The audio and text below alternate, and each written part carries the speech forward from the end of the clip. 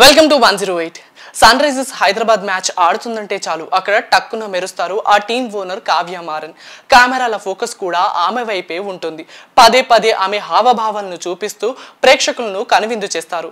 IPL 2024 సీజన్లో sun Risers Hyderabad వరుసగా 2 మ్యాచ్ల్లో ఓడినప్పుడు కావ్య మారన్ కన్నీటి పర్యంతమైనప్పుడు ఎవరూ ఆమెను చూడలేకపోయారు.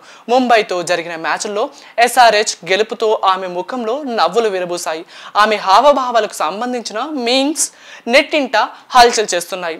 సంతోషంలో ఉన్నప్పుడు కేరింతలు, బాధగా ఉన్నప్పుడు బొంగమూతి ఇలాంటి ఎక్స్ప్రెషన్స్ అభిమానులను విపరీతంగా ఆకట్టుకున్నాయి. హైదరాబాద్ మ్యాచ్ జరిగిందంటే అందరి చూపు కావ్య మారన్ పైనే ఉంటాయి. ఆమె కోసమే మ్యాచ్ చూసే వాళ్ళు చాలా మంది ఉన్నారు. అయితే Kavya Maran Sunrisers owner గా మాత్రమే తెలుసు, కానీ ఆమె పూర్తి జీవితం చాలా తక్కువ మందికి తెలుసు. సన్ నెట్వర్క్ అధినేత కళానిధి మారన్, కావేరి మారన్ దంపతుల ముద్దుల కూతురే కావ్య మారన్. ఆమె వయసు 31 ఏళ్లు. 1992 ఆగస్టు 6న చెన్నైలో జన్మించారు. ఎంబీఏ పట్టా పొందిన Kavya Sun Network, Sun Music, FM ఛానళ్ల బాధ్యతలను చూసుకుంటుంది. త్వరలోనే సన్ గ్రూప్ బాధ్యతలు మొత్తం తానే చూసుకోబోతుంది.